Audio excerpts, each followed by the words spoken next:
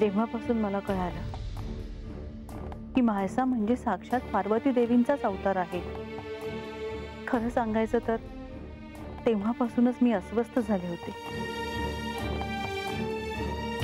नकळतपणे तिच्याकडे पाहण्याचा माझा दृष्टिकोनच बदलला.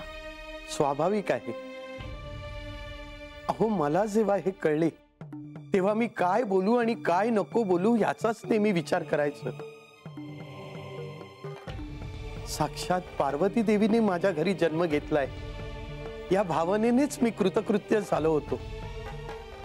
म्हाळसाला हे सारं कळालं हे एका अर्थी चांगलंच झालं. त्यामुळे तिचा होणारा त्रास कमी होईल. हो, आता हा अवतार संपून ते कैलासात निघून जातील. खरं तर हा आनंदाचा क्षण आहे, पण त्याच बरोबरीने मला ह्याचं देखील दुःख वाटत आहे की आता आपली म्हाळसा आपली राहणार नाही. अहो, असे कसे म्हणता आपण? ती आपल्याला विसरणार आहे का? असे कसे होईल? कोणी सांगितलंय काय होईल ते? अक्का हो, मी कधीपासून तुम्हाला शोधतेय. गडावर सगळीकडे एकच चर्चा सुरू आहे. कोणती? गडावर काही वेळापूर्वी सर्वत्र तेज दिसत होतं. गावातले लोक गोळा होऊन गडाच्या दिशेने बघत होती. इतकंच नाही अक्का, तर देवांचं दर्शन घ्यायला गडावरती लोक आली होती.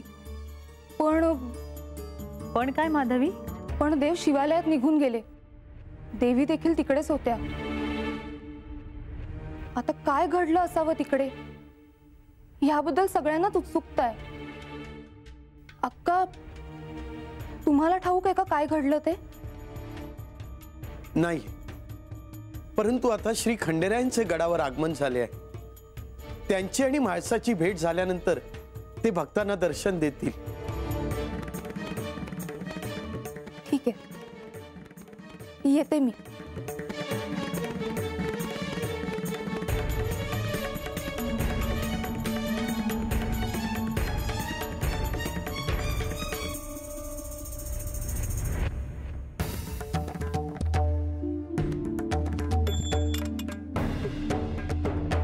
शुभम भवतु. आम्ही इथे येऊन बराच वेळ झाला. आम्ही आपली खूप प्रतीक्षा करत होतो. मी मातेसोबत होतो. कार्य पूर्ण झाले ना? होय. खरंच देवींना स्मरण झाले? होय. म्हणजे ते आम्हाला ओळखतील ना? होय. त्यांना कधी भेटता येईल? आता नाही, माता श्री खंडेरायांसोबत आहे. मातेला स्मरण झाल्यावर ही त्यांची पहिली भेट आहे.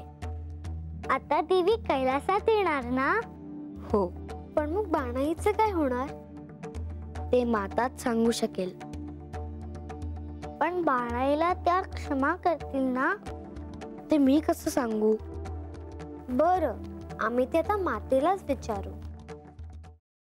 सफरचंदाचे काप नीट परतल्यानंतर त्यामध्ये दालचिनी पूड आणि मध घालून पुन्हा नीट परतून घ्यावं. बटर लावलेल्या ब्रेडवर सफरचंदाचे तुकडे, बदामाचे तुकडे, टुटी फ्रुटी, डार्क चॉकलेट आणि मीठ घालून दुसरा ब्रेडचा तुकडा त्यावर ठेवून वरच्या बाजूला बटर लावून घ्यावं. एका बाउलमध्ये स्ट्रॉबेरी सिरप आणि क्रीम घालून सॉस तयार करून घ्यावा. तयार सँडविच पॅन मध्ये बटरवर ग्रिल करून घ्यावं आणि स्ट्रॉबेरी सॉस बरोबर सर्व्ह करावं.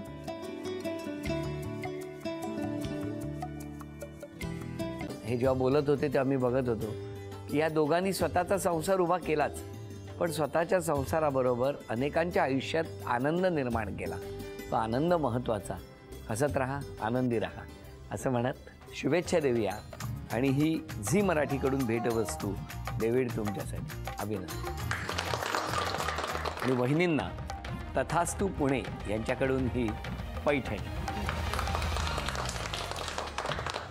अभिनंदन.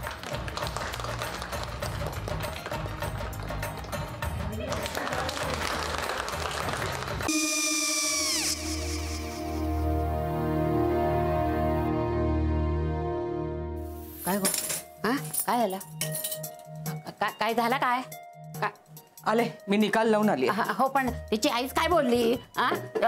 तिला वाटलं का सगळ्या निशाने आपल्या चुका कबूल केल्या का? आई, मी चांगलं सुनावून आली आहे. त्या तिची बाजू घेत होत्या, पण मी लक्ष दिलं नाहीये. खूप झालं आता. चांगुलपणा खूप झाला. मऊ दिसलं ना की कोपऱ्याने खणतात ना माणसं, ते असं. अगो पण आईच म्हणली काय तिची, पटला काय ती का? मला माहिती नाहीये. आई, मी तुम्हाला नंतर फोन करते. हो. आणि आई बाबा जे बोलले त्याचं वाईट नका वाटून घेऊ. सॉरी. सॉरी काय त्यात?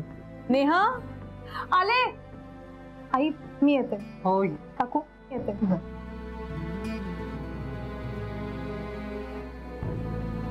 सावकाश जाग. हो हो. मग काय काकू, कधी उडवता लग्नाचा बार? बघूया.